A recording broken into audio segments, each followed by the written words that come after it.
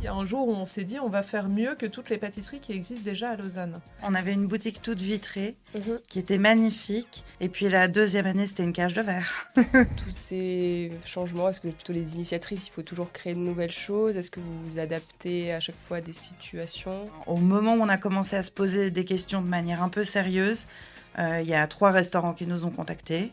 Et on s'est dit, mais peut-être en fait, c'est là, c'est l'occasion. On dit oui à ces restaurants. Il y a un truc très hypocrite où les gens disent ah oui, moi je veux consommer local et tout. Mais alors dès qu'il faut mettre le prix, ça devient problématique. Et dès qu'on n'a pas de fraisier au mois de décembre, c'est également problématique. La restauration telle qu'elle existe maintenant devient de plus en plus un luxe auquel en fait très peu de monde a accès. Et ce qui fait que pour moi, c'est pas quelque chose qui va fonctionner sur le long terme. D'ici 5 ans, la restauration telle qu'on la connaît aura probablement disparu. Bienvenue sur Romande Insight, le podcast qui vous invite à découvrir les parcours de celles et ceux qui osent et qui inspirent en Suisse romande. On parle de business, de cheminement professionnel et d'équilibre de vie avec des personnalités qui façonnent notre région. Nous, c'est l'équipe de Qual Insight, un institut d'études de marché basé à Lausanne. On vous propose un moment dynamique, sincère et toujours proche des réalités du terrain. Alors installez-vous confortablement et bienvenue dans Romande Insight. Bonjour tout le monde, bienvenue dans cet épisode de Romande Insight. Je suis Julia et pour cet épisode, j'accueille Céline et Laetitia Pache. Bonjour. Bonjour. Je vais vous donner directement la parole pour vous présenter peut-être l'une après l'autre. Vous êtes pâtissière, enfin une est pâtissière, l'autre s'occupe de la gestion de l'entreprise, du marketing. Et vous avez une pâtisserie qui s'appelle CEDEF, Oui. pâtisserie sans locaux. On y reviendra aussi là-dessus. Pâtisserie en ligne. Je vais faire dans l'ordre alphabétique, peut-être Céline en Ouais. premier. Du coup, moi, c'est Céline, une bonne trentaine d'années. J'ai commencé la cuisine il y a plus de 10 ans. J'ai donc fait une formation de cuisine et non pas de pâtisserie. J'ai travaillé dans des restaurants que j'appelle classiques pendant un peu moins de 10 ans. À la suite de quoi ce cher Covid est venu toquer à notre porte. Et en fait, dans le dernier restaurant dans lequel j'ai travaillé avant ça, qui était l'auberge communale de Saint-Légier, en fait, le chef m'avait donné beaucoup de liberté sur la création des desserts. Et c'est là que j'ai un peu découvert que la pâtisserie, c'était pas juste des pesées et puis des choses très précises, et qu'il y avait aussi tout un monde ouvert sur la créativité. Et puis on s'est retrouvés pendant le Covid avec ma sœur. Et puis CEDEF est né à ce moment-là et c'est là que je me suis tournée vers la pâtisserie. Et puis globalement, c'est ça. Ok. Oui, parce que même nom de famille, du coup, deux sœurs qui ont monté leur business ensemble. Et- Voilà.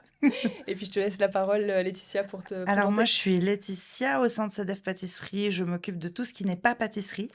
Donc la gestion de l'entreprise, la communication, comptabilité, facturation.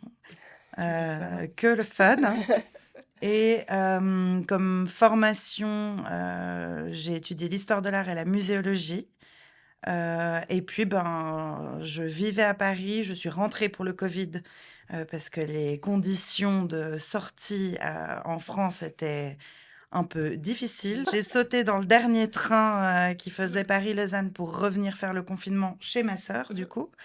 Et puis, j'ai attrapé le Covid dans le train. Mais à côté de ça, j'avais énormément de temps. Je travaillais en communication pour une agence d'architecture. Et puis, le BTP s'est arrêté à ce moment-là. Mhm. Donc, j'avais énormément de temps à disposition. Ouais. Et j'ai proposé à ma sœur qu'on commence à travailler sur un business plan parce qu'on avait l'intention de créer un projet ensemble. Et donc, je me suis dit, qu'on a toutes les deux du temps en ce moment. Elle était au chômage technique, moi pas tout à fait, mais ok, il y avait moins d'heures de travail quand même à ce moment-là. On s'est dit, allez, c'est le bon moment de créer un business plan dans l'optique d'ouvrir une entreprise 3-4 ans plus tard. Et c'est pas vraiment ce qui s'est passé. Les choses sont arrivées beaucoup plus précipitamment Un que peu, prévu. ouais. Est-ce que, alors il y a eu ce grand moment Covid un peu pause dans vos vies à chacune. Est-ce que vous pouvez me raconter, voilà, tu disais qu'il y avait quand même une idée de construire quelque chose ensemble. Est-ce que c'était décidé que c'était de la pâtisserie? Comment Déjà, comment on négocie avec sa sœur sur le business qu'on va monter? Est-ce que c'est évident? Est-ce que le co-management amène certaines tensions ou pas? Bah, nous, c'est toujours hyper drôle quand on relit notre business plan qu'on a fait, et il y a eu 20 jets forcément Ouais. de ce business plan. Et avant ces premiers jets, il y a eu 20 000 conversations. Donc le projet de CEDEF a eu beaucoup de formes différentes. La pâtisserie n'était pas forcément une évidence au départ. C'était plus la restauration mêlée au monde de l'art, c'était quelque chose qui était certain. Parce que déjà, Ok. c'est nos deux domaines, et c'est quelque chose qui, à l'époque, n'existait pas trop à Lausanne. Et puis, après, on s'est tourné vers la pâtisserie pour la simple et bonne raison qu'on avait l'impression qu'il y avait beaucoup plus de place à ce niveau-là sur Lausanne. Et nous, on voulait vraiment rester dans la région parce qu'on a grandi ici, c'est notre ville de cœur. Et puis on est un peu sentimental toutes les deux. Mais du coup, on s'est dit qu'il y avait peut-être un peu plus de place. Moi, ça m'intéressait bien de travailler sur le sujet. Et puis, c'est comme ça qu'est venue l'idée finale de créer en fait cette boutique qu'on avait à l'époque, où en fait ma sœur démarchait des tout petits artistes locaux qui, pour certains d'entre eux, sont devenus un peu plus importants depuis, et ça, on en est ravis. Yay! Artiste émergent, ouais, Mais voilà. de la région. Puis le Mhm. but, c'était d'avoir une petite galerie pâtisserie et d'avoir des expositions qui tournaient, qu'on a eues pendant toute la vie de la boutique, et qui est une partie de notre premier business plan Mhm. qu'on a dû laisser une fois qu'on a laissé la boutique et qu'on n'avait plus de murs sur lesquels exposer tous ces artistes. Ouais, c'est assez intéressant parce que tu dis qu'il y a eu plusieurs business plans et puis on voit qu'aussi votre entreprise, elle a pas 10 ans d'ancienneté, mais elle a déjà mué plus d'une fois. Beaucoup. Comment vous vivez tous ces changements? Est-ce que vous êtes plutôt les initiatrices? Il faut toujours créer de nouvelles choses? Est-ce que vous vous adaptez à chaque fois à des situations? Enfin, peut-être vous vivez pas de la même manière aussi. Bah, moi, en tout cas, j'ai quand même l'impression que tout a un peu coulé de source. Mhm. Je disais, on rit beaucoup quand on regarde notre business plan parce qu'on voit qu'on avait prévu en fait de travailler très peu avec les restaurateurs, parce qu'en fait, on s'attendait pas à ce que le Covid ait un tel impact sur la main-d'œuvre dans la restauration. Et en fait, c'est ça qui s'est passé, et c'est à ce problème-là qu'on a trouvé une espèce de solution en fournissant directement les restaurateurs en dessert. Et du coup, en fait, tout est venu comme ça. Au départ, on avait un restaurant parce qu'ils venaient d'ouvrir, ils n'avaient pas de pâtissier, pas de cuisinier qui savait faire de la pâtisserie, donc Mhm. ça a commencé comme ça. Et puis en fait, de plus en plus, on s'est rendu compte qu'il y avait une vraie demande, notamment au niveau des coffee shops, qui en fait n'ont pas de cuisine, Ouais. et encore moins des gens pour fabriquer. Mhm. Donc ça a tout de suite eu un gros impact avec les coffee shops. Et puis après, bah, la fermeture de la boutique était évidente dans la mesure où embaucher à cette période-là, c'était très honnêtement financièrement compliqué. Mhm. Et même pour trouver quelqu'un dans cette période-là, je crois que tout le monde dans la restauration sait que c'était vraiment pas la bonne période.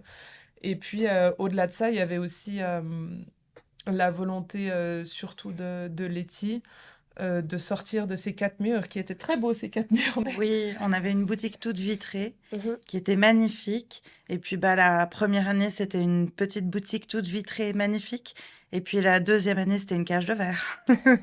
Donc il y avait aussi cet aspect-là qui nous a fait réfléchir à la boutique. Je dirais pas prendre la décision, mais en tout cas réfléchir à la possibilité de lâcher la boutique après 2 ans seulement. C'est que moi, je m'y plaisais moyennement. Ouais. C'était très contraignant, en fait, pour moi d'être bloquée. J'ai toujours occupé des postes où je bougeais beaucoup. J'étais beaucoup à la rencontre des gens. Alors là, j'étais toute contente avec nos habitués qui venaient prendre le café avec leur petite pâtisserie. J'étais ravie de les voir un peu chaque semaine. Mais il y avait cet aspect de rester 10 heures par jour au même endroit qui, pour moi, était vraiment psychologiquement assez pénible. Et puis pour ma sœur, quand j'ai commencé à lui parler de voilà, ce mal-être dans la boutique, bah, pour elle aussi, avoir une boutique, c'est se lever beaucoup plus tôt le matin. Elle commençait entre 3 et 4 heures du matin à travailler, ce qui fait que ben, la vie privée et la vie sociale ne peuvent pas vraiment exister dans ce cadre-là. Et puis, au moment où on a commencé à se poser des questions de manière un peu sérieuse, il y a 3 restaurants qui nous ont contactés et qui nous ont demandé de faire leur dessert. À ce moment-là, on ne pouvait pas le faire parce qu'on avait la boutique et les restaurants avec lesquels on travaillait déjà. Et on s'est dit, mais peut-être en fait, c'est là, c'est l'occasion. On dit oui à ces restaurants. Ça nous permet d'avoir une viabilité quand même économiquement quand même pour l'entreprise. Et puis, dès qu'on arrive à revendre et fermer, ce qui s'est fait au final assez rapidement, à peu près 1 mois et demi, Ok. dès qu'on ferme, on démarchera d'autres restaurants. Et puis, on se laisse 6-7 mois pour revenir à l'équilibre financier qu'on avait avec la boutique. Et puis, force est de constater que 3 mois et demi plus tard, on faisait mieux. Oui. Donc, c'était le bon pari Oui. à ce moment-là. Et puis, oui, l'entreprise évolue tout le temps. On fait tout le temps des paris. On fait plein de fois des paris qui sont pas payants. On avait fait des chocolats, je sais pas si tu te rappelles, des plaques de chocolat sur mesure. On avait fait dessiner une plaque de chocolat à une artiste de Genève, Laetitia Pascalin, qui avait fait un travail sublime, les vignes de Lavaux du ciel, vue du ciel. Et puis, chaque carré de C'est très chocolat, beau. c'était une parcelle de vigne. C'était absolument génial, hyper local, sublime. Et puis, en fait, on n'a pas vraiment trouvé la clientèle pour ça. Donc, on a très vite arrêté de les faire. Mais c'est ça, en fait. On teste toujours plein de choses. Et puis, quand ça fonctionne pas, on n'est pas très buté. Non. Oui. On On a a tendance la- à- Mais je pense qu'on a une bonne capacité à se remettre en question. Et c'est pas toujours facile de se remettre en question quand on est entrepreneur, parce que moi, j'ai toujours que pour entreprendre, en fait, il faut avoir un ego surdimensionné quelque part. Parce qu'en fait, sinon, on ne se lance jamais.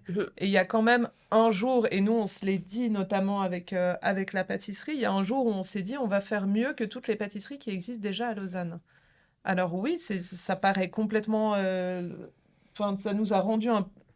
Il y a ce côté où on a l'impression qu'on est imbu nous-mêmes, mais en fait, c'est pas ça. C'est juste qu'on est obligé de réfléchir comme ça si on veut un jour se jeter à l'eau. Et c'est ce qu'on a fait. Et en fait, c'est marrant parce qu'on s'est rendu compte, après 2 ans, que s'il y a autant de place dans le marché de la pâtisserie, en tout cas en Suisse romande, c'est pour la simple et bonne raison que la clientèle, pour le moment, est très axée sur des grands classiques qu'on adore, hein, tels que le carac, la tarte au citron et l'éclair au chocolat. Et qu'en fait, nous, on rentrait pas du tout dans ce moule-là. Alors, les clients qu'on a eus, les plus fidèles, il y a eu beaucoup d'expatriés Oui, puis c'est des français. foodies. Et Globalement, c'est des gens qui oui. s'intéressent, qui ont l'habitude de voyager à Paris, qui, quand ils vont à Paris, vont dans les petites pâtisseries parisiennes, découvrent des nouvelles saveurs.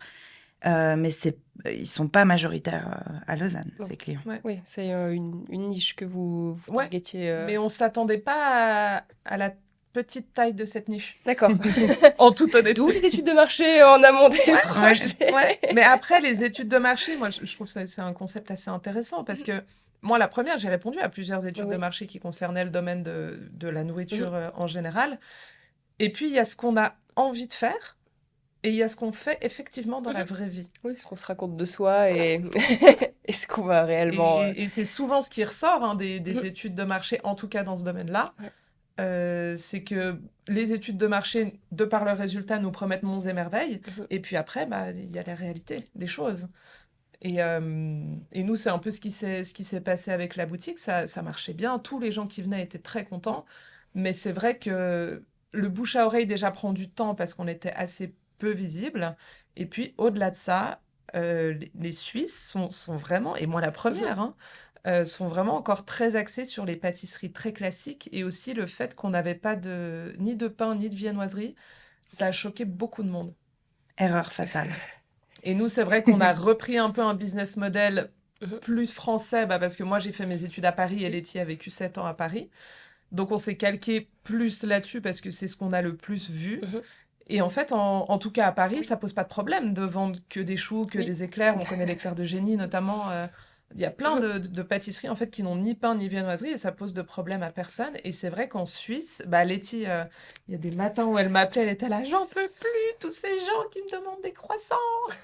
Et les gens repartent en fait. Ouais. Vous avez des croissants? Non, ils ne regardent pas les pâtisseries qu'il y a dans la vitrine, ils repartent et ils ne reviennent plus en fait. Et ça, c'est vraiment très compliqué. Il y avait une pâtisserie qui faisait ça à Lausanne, qui vendait exclusivement de la pâtisserie. Et ben, après quelques années, il s'est mis à faire de la viennoiserie comme Ouais. tout le monde. Mhm. Et puis, il faisait une pâtisserie qui était très niche, très ressemblante aux jolies pâtisseries, la néo-pâtisserie, ce qu'on appelle à Paris. Et puis, au bout de quelques années, il s'est épuisé comme tous les pâtissiers qui tentent des business models un peu différents ici. Mais on voit depuis qu'on a fermé, nous, entre le moment où on a ouvert la boutique et le moment où on l'a fermée, il y a 5 pâtisseries qui se sont installées dans le quartier dans lequel on était. Donc, c'est bien que la demande est croissante. Mais du coup, dans un périmètre très, très court, on était un peu trop. Oui. Je pense qu'on est parti au bon moment Oui. bon moment de ce quartier. Et puis, il y a des confiseries qui sont établies depuis 30-35 ans, Ouais. qui ont leur clientèle, on y va de père en fille. Oui, non, et puis accessoirement, il faut pas se leurrer dans la mesure où moi je suis cuisinière de formation. Donc forcément que j'ai pas le niveau de faire ce que fait, il y a Thibaut de son prénom, j'ai jamais son nom de famille, qui était pâtissier au Beau Rivage et qui a ouvert Sweet Sage Pâtisserie avec sa compagne, qui est selon moi la meilleure pâtisserie qu'on peut trouver actuellement sur Lausanne. Et c'est vrai que moi, face à des gens comme ça, bêtement, je fais pas le poids. Et puis, et moi, je suis très contente qu'on ait pu, je mets des gros guillemets, hein, laisser notre place à d'autres gens qui font ce type de pâtisserie mieux que nous. Et nous, par contre, c'est vrai, comme moi, j'ai bossé dans la restauration depuis 10 ans, pendant 10 ans, et que Letty a juste un très bon contact avec les gens de manière générale, et ben en fait, le segment qu'on a choisi, qui est de travailler uniquement avec les restaurateurs, en fait, c'est celui qui nous correspond le mieux. Et je pense que c'était la bonne décision au bon moment. Oui, oui. Et puis, d'un point de vue juste technique de la pâtisserie, le fait qu'elle ait travaillé en restauration fait qu'elle a en tête toutes les petites astuces à proposer aux restaurateurs pour voilà, donner un peu plus envie sur les dates, les DLC. Et c'est vrai qu'on a travaillé sur des produits en fait qui se gardent sur 5 jours. Oui. Parce que la plus grande peur d'un restaurateur, c'est la perte sèche. Surtout sur de la sous-traitance qui est plus chère que de produire nous-mêmes, ça c'est une évidence. C'est vrai au début, on travaillait tout en frais, dans la mesure où on congelait chez nous et on livrait décongelé. Et puis en fait, au bout d'un moment, on a proposé à un restaurateur de prendre les produits directement surgelés. Et c'est ce qu'il a fait. Et en fait, je crois toutes les entreprises avec lesquelles on travaille, sauf ceux qui n'ont pas, travaillent en surgelé pour éviter la perte. Et on a du coup travaillé sur des produits qui ne craignent pas la congélation, qui ne craignent pas la décongélation, et qui, une fois décongelés, se tiennent bien. Et c'est marrant parce qu'il y a 2 ou 3 restaurateurs, notamment les coffee shops, qui connaissent un peu moins ce côté-là, avaient très peur et disaient « Oui, mais si c'est congelé », puis moi je leur ai dit « Mais depuis le début, vos produits sont congelés et vous l'avez jamais vu ». C'est vrai que la congélation, c'est quelque chose qui fait très peur à ce que j'appelle le commun des mortels. Mais qu'en fait, finalement, il y a aucun pâtissier qui travaille en frais, c'est pas possible. Parce qu'il y a trop de main-d'œuvre. Moi, j'ai fait une journée d'essai, en l'occurrence, chez Cyril Lignac, qui est quand même... il est ce qu'il est dans le domaine. Et chez lui, c'est pareil. Bread Store, c'est pareil. Les croissants, ils sont surgelés. Les gens qui font pas partie de ce domaine ont du mal à comprendre qu'en fait, on peut pas tout faire le matin et qu'il y a des produits qui ont été développés pour marcher en congélation et qu'en fait, on ne perd pas de qualité sur ces produits-là. Et il y a même certains produits, notamment les macarons, où on gagne en qualité en les passant au congélateur. Notamment au niveau de la brillance du macaron. Ça, le visuel. Un petit détail comme ça. Très important. Très important, le visuel. Mais c'était marrant de voir la réaction de certains restaurateurs et d'autres qui ont dit « Ah, mais génial, super que tu nous livres ça en surgelé ». C'est marrant de voir un peu les deux côtés comme ça. Oui, les deux réactions un peu humaines à chaud, c'est très bien. Et puis, est-ce qu'il y a eu d'autres modifications que vous avez dû faire par rapport à votre business plan initial, mais qui avait déjà évolué pour avoir une cible grand public versus quand vous êtes passé avec une clientèle professionnelle de restaurateur? Qu'est-ce qui a changé d'autre dans votre fonctionnement même? Enfin, toi, tu étais en boutique. Oui. Du coup, plus en boutique. Non, du coup, plus en boutique. Ça a demandé un tout petit peu d'adaptation parce qu'en fait, mine de rien, la boutique donne un cadre où en fait, on est concentré toute la journée sur le projet. Et je pense que les personnes qui sont auto-entrepreneurs dans les métiers tertiaires et qui travaillent depuis l'extérieur savent très bien de quoi je parle. C'est très difficile de retrouver le rythme où on se met à horaire fixe sans être interrompu par une machine qui a fini de tourner. Et puis, ce qui a changé par rapport à l'entreprise surtout, c'est qu'il y a énormément de nos clients qui nous ont découvert à la boutique, qui travaillent dans des entreprises et qui, du coup, avaient besoin de traiteurs pour des repas d'entreprise, apéros dînatoires plutôt, ou des conférences, etc. Et donc, en fait, nos clients qui n'étaient pas B2B, donc nos clients de la boutique, sont devenus nos ambassadeurs pour développer la partie traiteur qu'on est en train de développer plutôt rapidement. Oui. Contre toute C'est-à-dire, attente. plutôt Contre toute rapide. attente. Encore une fois. C'était pas non plus Mais dans le encore une business fois. plan, ça. Mais c'est encore une fois tout, juste tout arrive comme ça. Et c'est vrai que quand on a eu la nouvelle c'est un autre sujet, mais qu'on perdait notre laboratoire de production, moi j'étais évidemment en panique. Letty aussi, mais juste on essaye toujours de compenser la panique de l'une et de l'autre. Il faut Et qu'il y en elle ait m'a une dit, qui reste positive tout le temps, peu importe l'épreuve à traverser. Et elle m'a dit, tu sais, en fait, à chaque fois qu'on a eu un vrai gros problème dans cette boîte, on a toujours fini non seulement par se relever, mais on a eu une chance qui nous est tombée comme ça et qui nous a emmenés plus haut, à chaque fois. Et ça, moi, je mets ça sur le facteur chance. Hein. Ok, Je c'est sais la question que pas. j'allais te poser. Est-ce que tu le déclenches pas, ce facteur Non. chance? Il vient pas du tout Ah, de non, non. l'une ou de l'autre? Non, à ok. chaque fois, ça a été vraiment un facteur chance. Oui, puis c'est le réseau qu'on s'est créé avec Oui, les oui. restaurateurs. Que là, pour le labo, c'était compliqué pour nous. Juste pour revenir Oui, rapidement sur qu'est-ce qui s'est cette passé avec ce histoire, labo? on partage nos cuisines avec un restaurant vers Chavannes-Pré-Renan qui, en fait, remet son restaurant à la fin de l'année. On a été informés milieu du mois d'octobre. Le restaurant ferme à la fin du mois de décembre. Donc, si on ne trouvait pas un local de production en janvier, on pouvait en fait arrêter l'entreprise puisque on peut pas dire à nos clients on n'a pas de labo pendant 2 mois, on vous fait pas de pâtisserie, mais on revient dans 2 mois. Ça marche pas comme ça. Quand on peut pas produire pendant 2 mois, en fait, On perd nos clients. on perd nos clients. On suscite pas plus d'envie de... Non, malheureusement. Non, ça marche pas comme ça. Et du coup, on a eu on pouvait pas évidemment communiquer avec nos différents canaux de communication sur ça pour pas inquiéter les restaurants avec lesquels on travaillait. On s'est dit, on se laisse jusqu'à mi-novembre pour trouver une solution. Et si une solution n'est pas trouvée, on annoncera à nos clients avec 1 mois et demi d'avance qu'il faut trouver une solution pour eux pour le mois de janvier. On a eu beaucoup de chance. Parce qu'en fait, on a mobilisé le réseau de certains des restaurateurs avec lesquels on travaille, certains des restaurateurs avec lesquels elle a fait sa patente pour qu'on puisse en fait ouvrir, pour pouvoir ouvrir un restaurant. Il faut une patente en Suisse. C'est une formation que ma sœur a dû faire et qui est une formation intéressante ou non. Ça, c'est vraiment les goûts, les couleurs et un débat que je ne souhaite pas ouvrir ici. On ne l'ouvrira pas.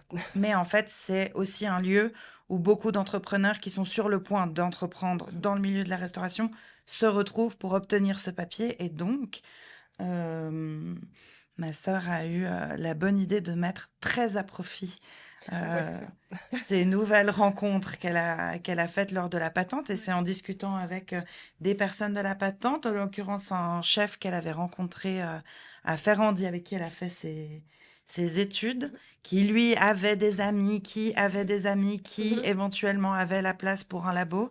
Et c'est comme ça qu'on a entendu parler de notre labo. Mais c'est là pour moi que le facteur chance est rentré en jeu, parce que moi je suis allée boire un verre avec mon pote en fait.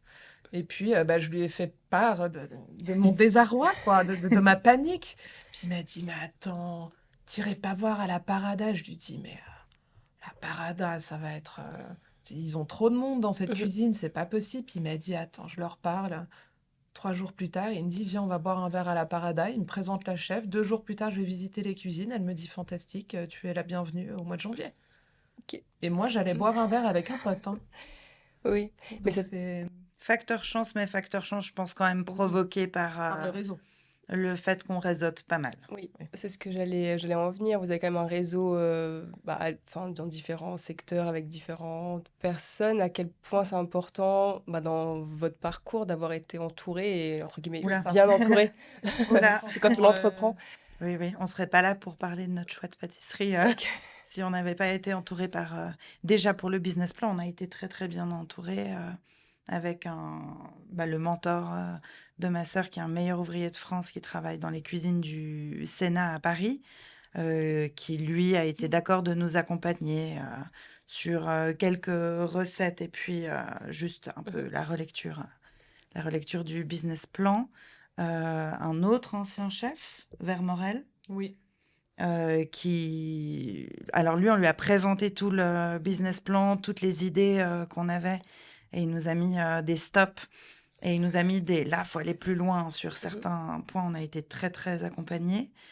Pour la structure officielle de notre entreprise, on a une amie de la famille qui est fiduciaire et qui nous a présenté la personne, qui nous a monté la SARL. Enfin, tout s'est bien goupillé parce que c'était peut-être pas le domaine dans lequel on était le plus à l'aise.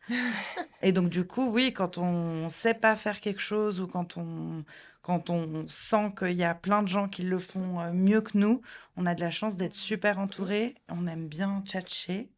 On aime bien aller dans des apéros avec des gens du monde de la gastronomie, discuter avec tout le monde. Ce qui fait qu'à la fin, c'est vrai que quand on a un pépin, quand on a 2 mois avant d'ouvrir la boutique, notre premier labo nous a lâchés. Donc, on allait ouvrir une boutique, on n'avait pas de labo. C'est un peu gênant. Puis là, c'est un contact qu'on avait à travers La patente. la patente qui nous a dit, non, mais installez-vous dans mon labo pendant 6 mois. Puis- 2 mois. On devait Oui. rester 2 mois. Et on y est toujours. Ça fait 3 ans. On y est toujours. Mais on a aussi eu, au-delà du soutien de tous ces gens du monde professionnel, en fait, on a eu, je pense, le plus gros soutien du monde qui a été nos parents et notre entourage amis proches. Ouais. Qui alors nous ont vu passer par J'imagine. des états, mais comme tout le monde, hein, peu importe ce qu'on fait, je crois que c'est toujours psychologiquement difficile d'avoir cet ego surdimensionné jusqu'au bout, en fait. Parce qu'il y a toujours un moment où on doute et on se dit non, mais en fait, on ne peut pas faire mieux que les autres. Et puis, il faut se remettre dans ce mindset-là. Et pour ça, c'était marrant parce qu'on a vraiment eu deux soutiens différents à partir du moment où la boutique a ouverte.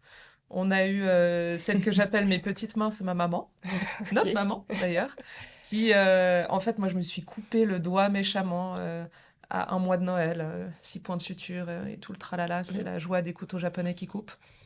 Et du coup, impossible de faire la plonge. Mais en même temps, j'étais toute seule, ma sœur en boutique, donc elle ne pouvait pas venir m'aider.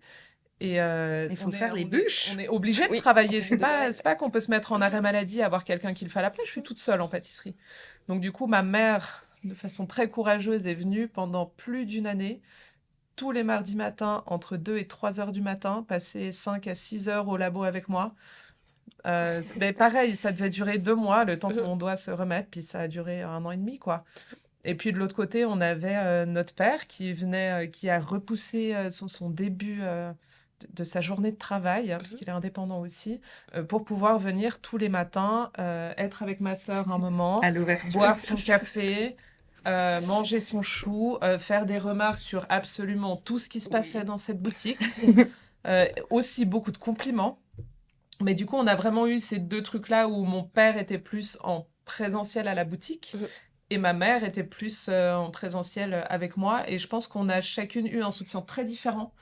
Mais ce truc-là existe depuis le début et il est encore là, 3 ans plus tard. À chaque fois qu'on a un pépin, première personne qu'on appelle, pas pour qu'ils trouvent une solution, mais parce qu'ils nous ont suivis depuis le départ, c'est nos parents. Et puis, ils nous disent toujours la même chose. Vous allez vous relever comme d'habitude. C'est rigolo. Vous allez y arriver. Oui, oui. Et puis, ils ont laissé l'entreprise prendre aussi pas mal de place dans la famille. Et dans leur maison. Et dans leur maison, Pour au sens propre du terme. Le stockage. Ah. Les boîtes, Oui. les verres, Oui. les machines à café, tout Ok. ça. Oui, C'est dans ma Oui, chambre oui, de au jeune fille sens- chez les parents. au sens propre et au figuré. Ouais, ouais. Oui, Ouais, oui. bien accompagné Ouais. De tous les côtés. tous les côtés. Ok. Et justement, vu que c'est pas votre univers de base à toutes les deux, est-ce qu'il n'y a pas un moment où justement vos premiers amours vous rappellent, ou vous avez envie de faire autre chose, ou Bah, on y est. On y est. Ouais. Ça y est. Bah, on a eu ce sentiment-là assez violemment avant de vendre la boutique. Du coup, Mhm. alors moi, la cuisine, je pouvais plus en fait. Et pourtant, on avait un lunch, donc la cuisine salée Oui. à la boutique. Mais moi, j'ai besoin d'être dans un coup de feu.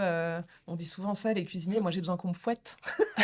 Et puis Je qu'on ne me savais dise, pas. avance plus vite. En fait, ce feu du service me manquait beaucoup trop. Et des fois, de façon tout à fait volontaire, le matin, j'allais travailler trop tard pour en Pour être dans le fait stress. être dans la merde et devoir aller plus vite. Elle devenait folle parce que du coup, forcément, j'arrivais en retard, hein. Mhm. Elle devenait folle. Donc ça, mais c'est pour ça que actuellement, en fait, moi, je ne travaille dans la pâtisserie que à 50%. Ok. Parce que l'autre 50% est redevenu de la cuisine.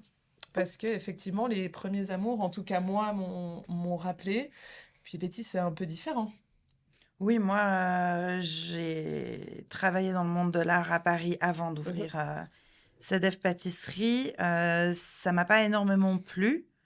Et ce qui est beau avec la culture, c'est qu'il n'y a pas besoin d'y travailler pour la consommer. Oh. Enfin, c'est le cas avec la cuisine aussi, mais bon, il y a une vie culturelle tellement riche en Suisse que voilà, ça me dérangeait pas.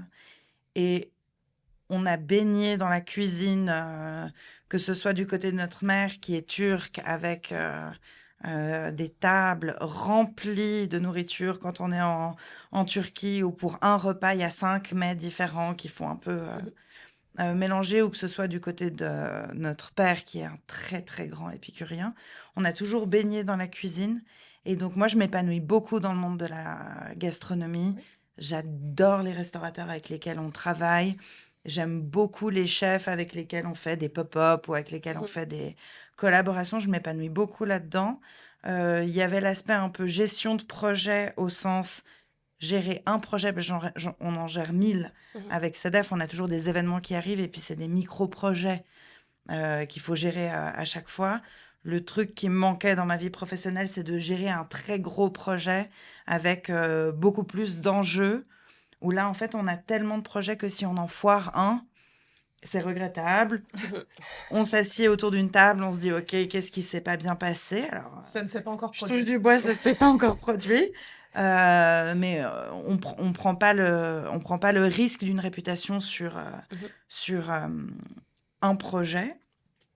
Et voilà, un projet plus gros me manquait. Donc là, je suis positionnée là-dessus. Bah, pour répondre Oui. à la question, toutes les deux, Vous ouvrez le champ. on ouvre le champ pour trouver. Alors, il y avait un grand niveau d'insatisfaction à la fin de la boutique, qu'on a réglé en trouvant un nouveau business model qui fonctionne très bien. On s'est rendu compte qu'on était toutes les deux un peu prisonnières de ce nouveau business model, même si il nous plaît et qu'on est très contente avec la forme que prend notre entreprise maintenant. Mhm. Et on s'est dit, on va faire encore mieux. En fait, on va voir l'entreprise et exactement ce qu'on veut faire. Et comme ça, on trouvera l'équilibre parfait, quitte à revenir en arrière si on se rend compte que c'est pas possible. Mais jusque-là, tous les challenges, je les vois. Parce que du coup, toi, tu as gardé 50% avec CEDEF. Et Un peu moins. Ok. Un peu tous les... Ben c'est compliqué quand on gère surtout la communication. En fait, c'est un peu tout le temps, mais pas 7 heures par jour. Mhm. Donc, je pense que je suis entre un 20 et un 30% étalé sur 7 jours de la semaine. Et puis, ce choix aussi d'être, je rebondis sur le secteur peut-être aussi de la restauration, donc c'est vos clients principaux maintenant. Comment vous expliquez qu'ils aient ce besoin de pâtisserie sous-traitée? Est-ce que... Il y a- On a parlé du Covid au début, est-ce qu'il y a Ouais, il y a tellement de raisons. Je pense que la principale, c'est ça. Ok. C'est le Covid qui a changé beaucoup l'attrait aussi de nouveaux arrivants, en fait. Dans le secteur, en fait, il y en a assez peu de gens qui arrivent dans le domaine et qui veulent travailler. Ok, de personnes de cuisiniers, Ouais. ou de pâtissiers qui Oui. veulent faire ce métier-là. Oui. Ok. Après, il y a aussi des enjeux d'espace de stockage. Alors nous, on a le même, hein, faut pas croire, on a tous des problèmes d'espace de stockage, mais c'est vrai que principalement les restaurants qui sont au centre-ville, en fait, ils n'ont pas forcément la place et de stocker, et ce qui fait qu'en fait, ils devraient, et moi je sais parce que je l'ai fait, Oui. On doit en fait produire en continu et en fait travailler en flux tendu. Et ça, en restauration, c'est toujours très compliqué parce que une fois, on se prend un gros service qui n'était pas prévu, et puis le lendemain, on arrive à 8 heures, puis il n'y a plus rien dans les frigos. Et nous, c'est un peu ça qu'on essaye d'enlever comme charge mentale aux restaurateurs avec lesquels on travaille, c'est que au moins, les desserts, ils peuvent sortir le cerveau, le poser sur la table. Et donc, il y a ce côté-là. Il n'y a pas beaucoup de formation de pâtisserie en Suisse. Oui, après, nous, excuse-moi, hein, Ouais. dans tous les cas, on travaille avec des petites structures qui n'engagent pas en fait quelqu'un pour faire que de la pâtisserie. Et il y a aussi ce facteur-là où en fait les cuisiniers n'aiment pas faire de la pâtisserie. Et moi, je suis assez persuadée que quand on n'aime pas, on fait pas bien. On peut faire quelque chose qui passe. Une crème brûlée, un brownie. Un fondant au chocolat. Les fameux, le fondant au chocolat, voilà. Et puis il y a aussi tout ce truc, c'est vrai que toutes les entreprises avec lesquelles on travaille, il y a vraiment ce contact où je pense qu'aussi ça leur fait peut-être du bien d'une manière ou d'une autre d'avoir un contact avec un fournisseur qui, je crois, est relativement sympathique. Enfin, ça dépend des avis, mais ça c'est une autre question. Mais oui, c'est vrai que et moi, il y a quand même pas mal de fournisseurs où quand j'ai pas le côté humain, j'ai du mal à rester avec ces fournisseurs-là parce qu'il manque quelque chose. Ouais. Et puis, on le voit aussi, il y a plein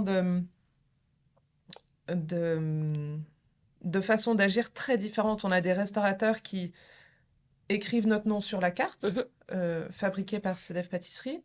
On a... pour ne citer que le Café des Artisans, qui, eux, ont carrément écrit pâtisserie des frangines de CEDEF, parce que pour eux, c'est aussi ils sont aussi frères et sœurs, hein, les tenanciers du Café des Artisans, et du coup, pour eux, c'est le package.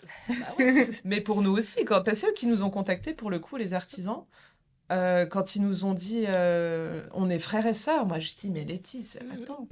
Et l'équipe est super dingue. contente de travailler là-bas. Enfin, nous, du coup, on voit ce genre de choses assez facilement. Est-ce que l'ambiance est sympa? Est-ce que les serveurs et l'équipe en cuisine, puisqu'ils n'ont pas une cuisine ouverte, mais il y a quand même un pass qui est quand même assez large, donc on peut un peu voir ce qui se passe en cuisine. Et en fait, c'est une organisation et gestion du personnel hyper vertueuse qu'ils ont le Café des Artisans. Et nous, on adore travailler avec des restaurants qui réinventent un peu les modèles qu'on connaît de la restauration. Et c'est pour ça que chez eux, les gens restent longtemps. Et c'est pour ça qu'aussi que nous, on a une relation avec eux qui est pérenne. Et puis là, tu dis de renouveler les modèles un peu de la restauration. Alors peut-être c'est plus pour toi, Céline, cette question, mais on travaille avec, alors pas des petits pâtissiers, mais on travaille des fois avec des entreprises de restauration collective qui ont des problèmes, on va pas se mentir, la restauration, c'est un secteur en tension, des problèmes de recrutement.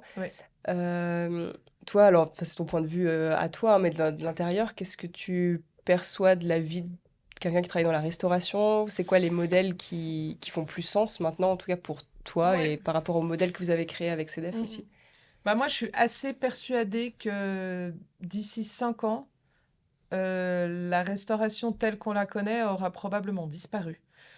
Parce que, mais on en a parlé avec Monsieur Schwander, qui travaille au Goemio, qui a le même avis que moi, qu'en fait, la restauration telle qu'elle existe aujourd'hui, entre le coût, tous les coûts en fait mis bout à bout, que ce soit les loyers, les charges type électricité, la main d'œuvre, en fait tout est en train de devenir tellement cher et malheureusement, on se retrouve face à une clientèle et moi, je ne peux que le comprendre parce que je suis dans la même situation. Je fais partie des salaires bas de ce pays, hein. Donc, en fait, la restauration telle qu'elle existe maintenant devient de plus en plus un luxe auquel, en fait, très peu de monde a accès. Et ce qui fait que, pour moi, c'est pas quelque chose qui va fonctionner sur le long terme. Je regarde là, par exemple, on arrive dans un restaurant à la Parada. C'est un restaurant qui fonctionne, qui financièrement n'a pas de problème. C'est un groupe qui a plusieurs restaurants dans la région. Il n'empêche que quand une petite pâtissière est arrivée et a dit, voilà, tous les mois, je vais vous donner de l'argent et je vais vous prendre un plan de travail et de la place de stockage, ils ont dit oui. Il y a des raisons financières, mais il y a aussi, et on en a parlé avec Cécilia, la chef de la Parada, il y a aussi ce truc où, en fait, ils ont dans leur cuisine une cuisinière formée 2 jours par semaine, où quand à un moment, au milieu du service, il y a un problème, en fait, je suis là. Et moi, je leur ai dit, je vais vous donner un coup de main dans ces moments-là. Et on l'a déjà fait dans notre ancien labo, que ce soit du service ou de la cuisine. Pour moi, la cuisine va évoluer plus sur de l'entraide et de la colocation et de la coopération. Et nous, c'est ce qu'on fait, en fait, avec les restos. Il y a plein de restos. La station, il y a une semaine où le chef était en vacances. Ils ont fait beaucoup de monde. Le sous-chef s'est retrouvé un peu dans le jus. Il m'a appelé, il m'a dit, ouais, tu peux pas juste pour cette semaine me faire 5 cheesecakes. Nous, financièrement, c'est pas intéressant pour nous. Mais par contre, on a juste envie d'aider les gens. Et eux, ils auraient très bien pu dire, bon, on fait, je sais pas, une mousse au chocolat. Mais ils se sont dit, non, on va aussi soutenir les potes de CEDEF et puis on va leur prendre 5 cheesecakes et puis ce sera juste pour une semaine et puis voilà. Ouais. Et je pense que c'est ça qui va beaucoup évoluer parce qu'on va être de moins en moins nombreux à choisir ce secteur-là. Et moins on est nombreux, plus il faut se soutenir. Ok. Et ça, tu l'expliques comment, le fait que les gens n'ont plus envie de travailler dans la restauration ou la pâtisserie, peut-être aussi dans les formations que tu as fait. Non, mais c'est hyper marrant parce que quand on a commencé avec Letty, moi, en fait, on a des priorités dans la vie qui sont extrêmement différentes. Il n'y en a pas une qui a raison et l'autre qui a tort. C'est juste que moi, dans ma tête, c'est 90% travail, 10% vie sociale. Ok. Et Letty, de ce dont j'ai besoin pour me sentir bien. Et bien, Letty, c'est exactement le contraire. Et en fait, surtout pendant les 2 années qu'on a passées à la boutique, elle m'a beaucoup appris à peut-être me rendre compte qu'on ne soigne pas le cancer. Et qu'en fait, si un jour, il n'y a pas d'éclair au chocolat, c'est pas grave. Et j'ai pas besoin de m'énerver pour ça. Et du coup, surtout depuis la fermeture de la boutique, j'ai appris à prendre du temps pour ma vie sociale. Et c'est quelque chose qui m'a beaucoup fait évoluer et qui me fait beaucoup de bien. Et c'est quelque chose que malheureusement, dans la restauration, c'est très difficile de le trouver. Et je pense que c'est pour ça que... Je pense pas, je sais que c'est pour ça qu'il y a beaucoup de monde qui déserte la restauration. Et on le voit d'ailleurs que dans les restaurants où les gens restent, c'est des restaurants où en fait les employés ne travaillent plus ou peu en coupure. D'accord. Coupure qui veut dire service du midi, service du soir, 3 heures de pause au milieu dont on ne peut rien faire d'autre que dormir. Et ça, c'est un truc qui... Je pense que la restauration va partir dans cette direction-là parce qu'en fait, sinon, au bout d'un moment, il n'y aura plus personne. Et je pense que c'est principalement dû à ça. Et je pense que c'est pour ça que le Covid a eu un gros impact là-dessus. Moi, la première, parce que c'est la première fois depuis le début de ma vie professionnelle que j'ai pu me poser et réfléchir et me dire, mais en fait, c'est pas possible de travailler 60-70 heures semaine, payer, on va pas se mentir, une misère, honnêtement. Oui, l'argent ne fait pas le bonheur, mais bon, ça paye les factures, donc c'est quand même assez utile de temps à autre.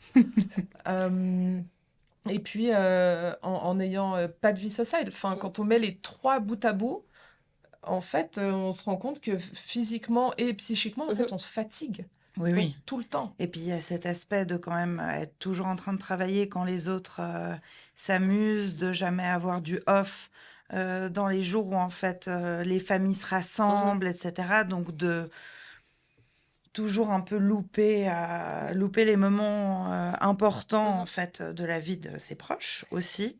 Et ça, je pense que ça joue aussi. Je pense économiquement, c'est pas intéressant. Et on voit de plus en plus de restaurants qui ferment le midi, ouvrent le soir. Donc là, pour les chefs, c'est une autre vie. Des restaurants qui ouvrent le midi et ferment le soir. Des restaurants qui ont 3 équipes. Une pour le matin très tôt, une pour le service du midi, une pour le service du soir. Et c'est des gens qui sont à mi-temps. Et nous, dans les quelques entreprises avec lesquelles on travaille, parfois on voit des baristas le mardi dans un endroit, puis le samedi dans un autre endroit qu'on livre. Donc en fait, même dans le service, il y en a qui ont décidé qu'ils ne voulaient pas travailler, comme elle l'indiquait, 70 heures semaine, et puis qui du coup prennent plusieurs petits pourcentages pour avoir une vie plus confortable. Ok. Ouais, non, mais c'est intéressant d'avoir votre point de vue en interne. Nous, on le voit de l'autre côté, point de vue études, mais d'avoir le point de vue de ce qui se passe, comment vous le ressentez.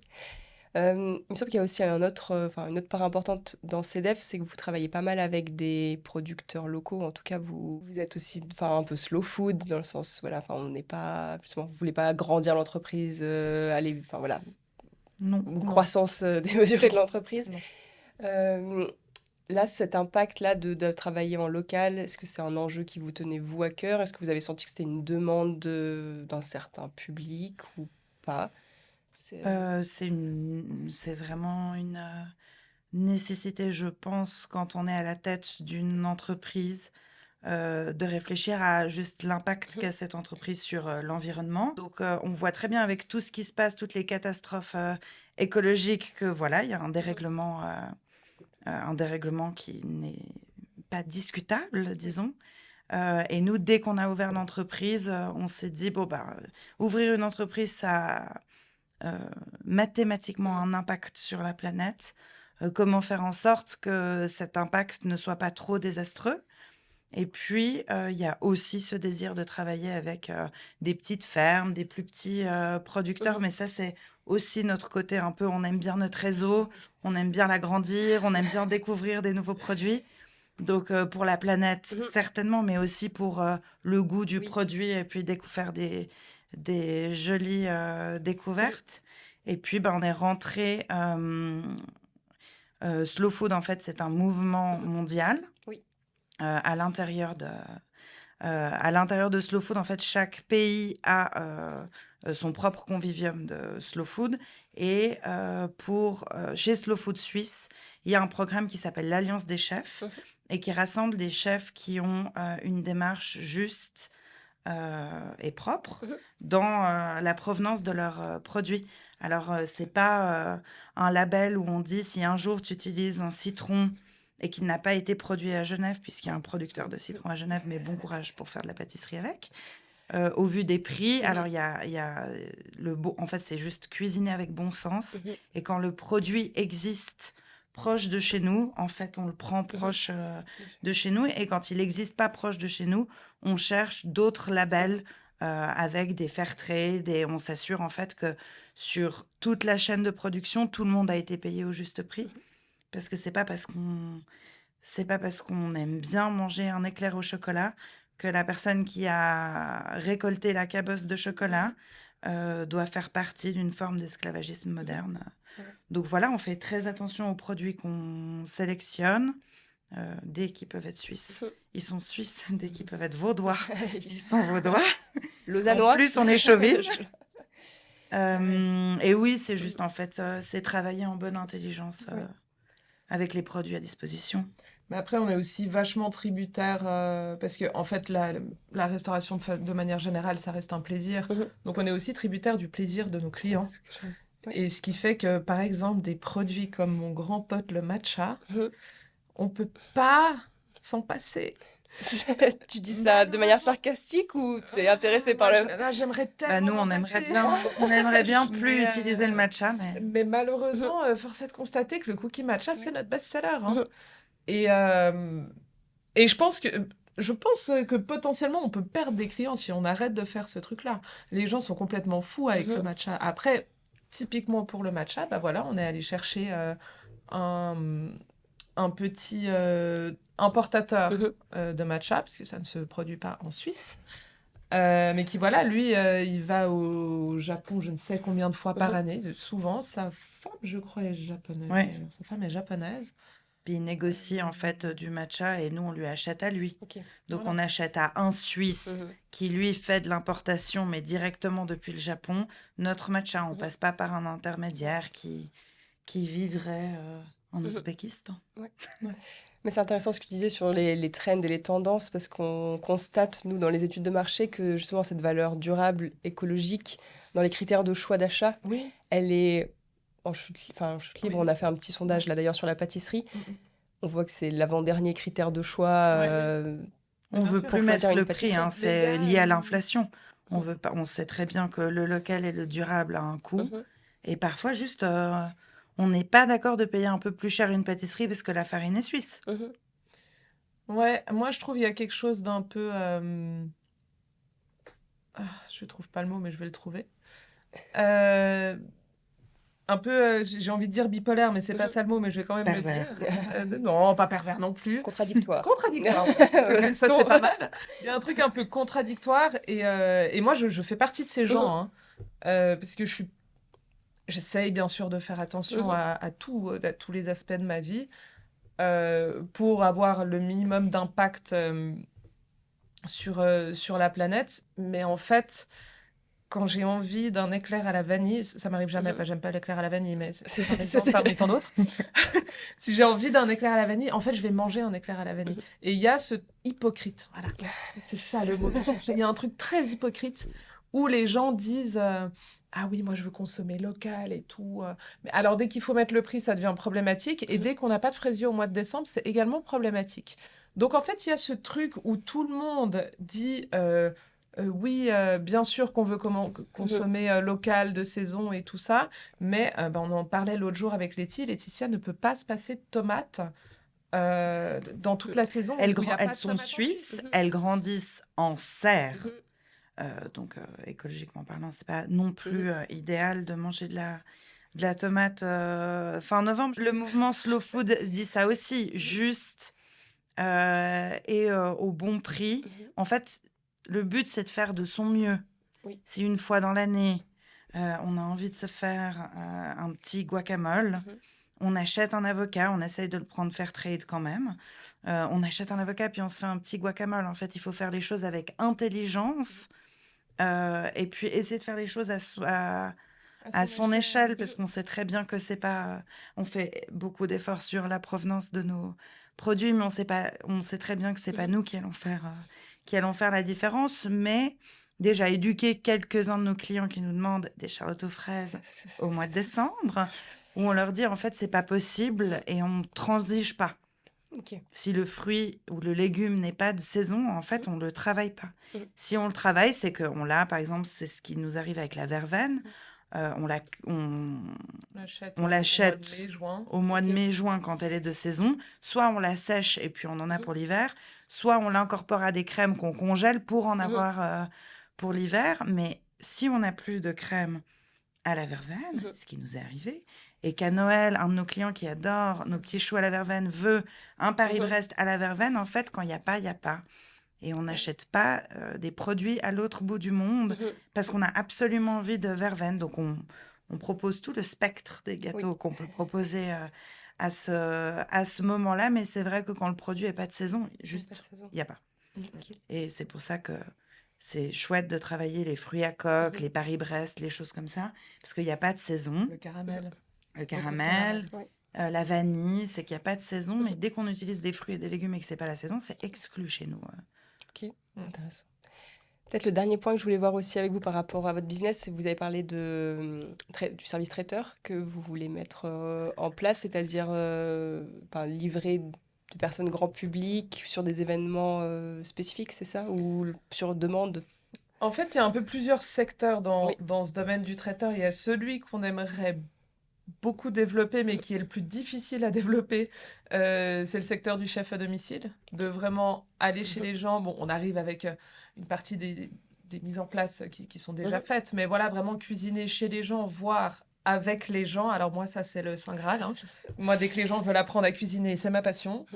Donc ça, c'est vraiment celui qu'on essaie de développer le plus, mais c'est le plus compliqué à développer parce que c'est un public niche. pour plein de raisons. Encore plus niche que le public de la boutique. Oui, encore Oui. plus niche que ça. Et puis après, là, surtout, ce qu'on est en train de développer et qui se développe déjà bien, c'est de faire des apéros/apéros dînatoires pour des entreprises. Parce qu'en fait, les entreprises ont toujours besoin, que ce soit des sorties de boîte, des réunions. Alors, ça va du menu à 10 pièces au menu à 3 pièces qu'on a eu hier. Oui. Des tout petits trucs.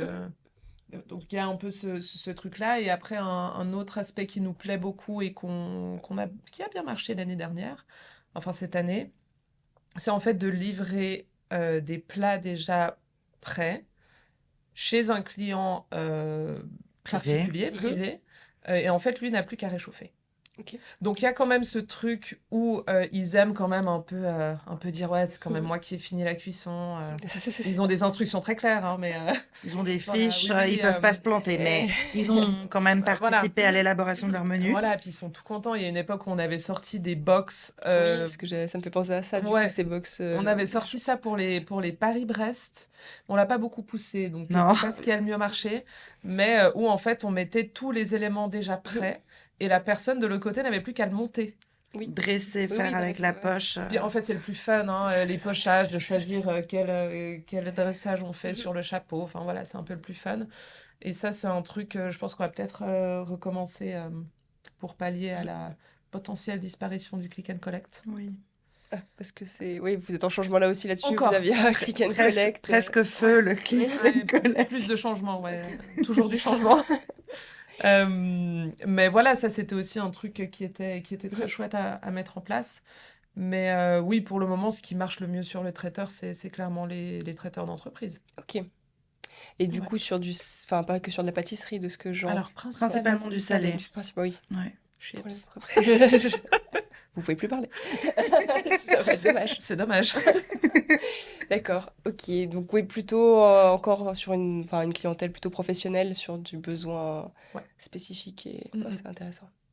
Super. On aime bien les professionnels, ils sont sympas. Oui. Ouais. En vrai, ils sont vachement moins compliqués que les privés. Ça aussi, Je n'osais pas le dire, Ouais. mais Bon, puis les Moi, je le dis. entreprises sont toujours ravies d'offrir à leurs collaborateurs des traiteurs qui sortent un peu de l'ordinaire. Il y a les entreprises qui vont à Migros et qui prennent le pain surprise. Oui. Et puis il y a des entreprises qui se disent, vu que c'est un moment où en fait on va créer des liens entre les personnes qui travaillent, des entreprises en fait qui jugent que c'est aussi important d'avoir quelque chose qui crée du lien et de la conversation un peu dans l'assiette. Oui. Et c'est vrai que je pense que c'est pour ça que ça marche aussi vite, aussi bien. C'est qu'il y a une demande quand même très croissante là-dessus. Et pour l'instant, dans ce qu'on fait un peu local, de saison, etc., on n'est pas énormément positionné encore. Non, Ça puis viendra. C'est surtout qu'il y a beaucoup de traiteurs qui font pas en dessous d'un certain nombre de personnes. Et comme nous, on est toutes petites, nous, on fait pas au-dessus d'un certain nombre de personnes. Donc vous allez là où il y a une demande... On est un peu à l'opposé de 90% des traiteurs. Mais parce qu'on a d'autres types de charges aussi. Oui. Où on peut se permettre de faire plus petit. Mais je rebondis juste sur ce que tu disais, Laetitia, c'est aussi intéressant parce que c'était le sondage porté sur la pâtisserie, mais on sentait bien dans les réponses que pour les gens, même s'ils en mangent plusieurs fois par semaine ou très rarement, c'est associé quand même à un moment spécifique. Alors que ce soit de la pâtisserie, mais même pour tu vois, sur de l'événement professionnel, tu veux créer un moment, enfin, c'est quelque chose qui vient souligner, rajouter à l'officiel ou à l'émotion du moment. Il y a ce côté très émotionnel de la cuisine et de la pâtisserie en plus. Donc d'autant plus, oui. Ça, c'est intéressant. On a vu dans le sondage que les gens, celui qui venait tout en haut, pour quelles raisons vous consommez de la pâtisserie, le plus élevé, c'était un événement. Et nous, on est pareil. Alors, en plus de ça, on n'aime pas spécialement la pâtisserie. Non, donc, c'est vrai que c'est un peu curieux. Ça n'a pas trop de sens. On n'est pas très bec à sucre. Mais par contre, on aime bien nos anniversaires et Noël et Pâques. Aller s'acheter un bon truc chez Swiss Sage, pour ne citer que lui. Je suis gentille.